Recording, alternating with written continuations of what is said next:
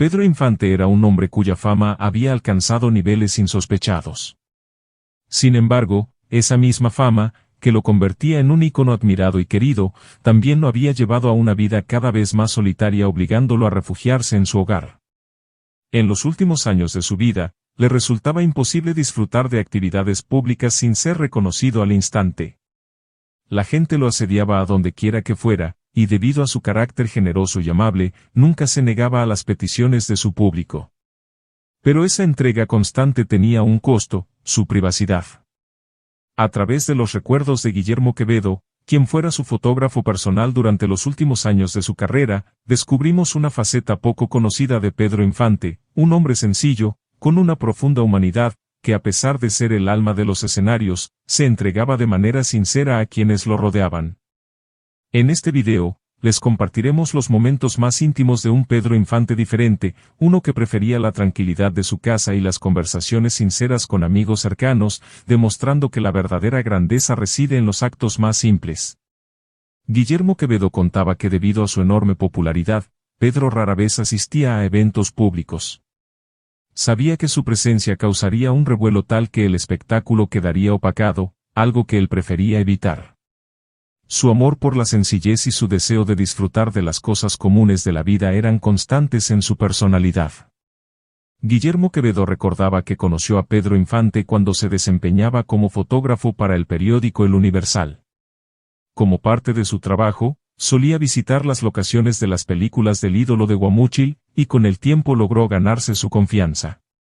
Según relata el propio Quevedo, Pedro siempre le expresó su gratitud por nunca haberle pedido ningún favor, algo que valoraba profundamente, ya que muchas personas que se acercaban a él, siempre terminaban pidiéndole algo. Poco a poco, Pedro lo fue integrando en su círculo más cercano de amigos, y aunque nunca fue su empleado formal, Guillermo se convirtió en alguien de confianza, casi como parte de la familia.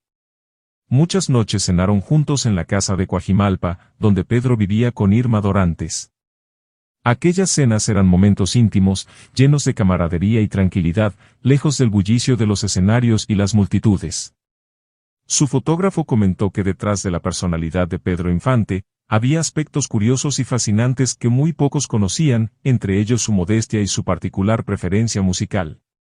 A pesar de ser uno de los cantantes más populares de su época, a Pedro no le gustaba escuchar sus propias canciones. Guillermo recordaba un episodio en el que Pedro, cuando estaba acondicionando su casa de Coajimalpa, le pidió que comprara 100 discos para colocarlos en la sinfonola. La única condición era que no trajera ni un solo disco de Pedro Infante, pues en tono de broma, le dijo que su música ya estaba demasiado escuchada y prefería disfrutar de artistas como Caterina Valente o Perry Como, cuyos estilos admiraba profundamente. Una anécdota inolvidable ocurrió cuando Guillermo regresó a la casa de Pedro después de asistir a un evento social. Había tomado algunos tragos y al llegar, Pedro notó de inmediato su aliento alcohólico. Aunque Pedro era conocido por su carácter cordial y amable, esa vez se mostró serio y reflexivo al hablar sobre los peligros del alcohol. Aquella conversación dejó una huella profunda en Guillermo, quien a partir de entonces, decidió no volver a beber frente a él. Fue un ejemplo más de cómo Pedro influía en quienes lo rodeaban, no solo con su talento, sino también con su ejemplo personal.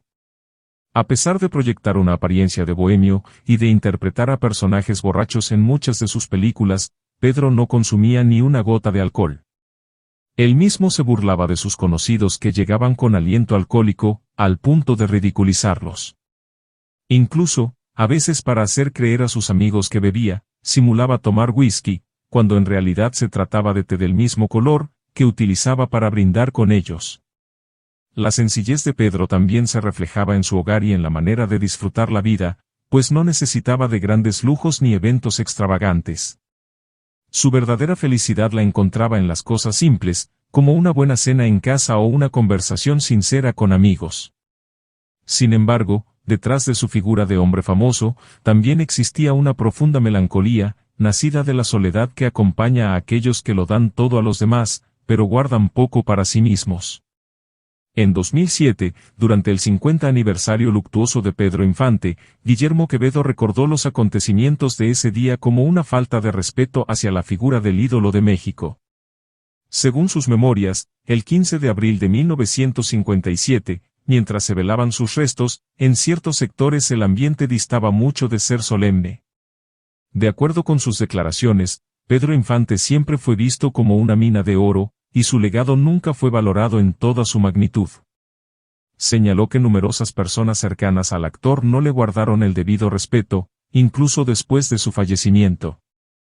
Recordó que el día de su muerte se perdieron muchas de sus pertenencias, entre ellas mencionó los numerosos trajes de charro que Pedro atesoraba.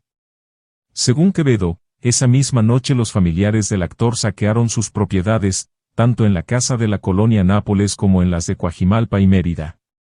Profundamente decepcionado por los acontecimientos, a partir de entonces, Guillermo decidió alejarse definitivamente. Pedro Infante fue un hombre auténtico que a pesar de su enorme fama, nunca perdió su esencia. Su generosidad, sencillez y humanidad dejaron una huella imborrable en quienes tuvieron la oportunidad de conocerlo de cerca. Para Guillermo Quevedo, aquellos años compartidos con Pedro no solo fueron un privilegio, sino también una lección constante de que la verdadera grandeza se encuentra en los actos más simples y sinceros. Así era Pedro Infante, una leyenda en el escenario, pero un hombre profundamente humano en su vida cotidiana.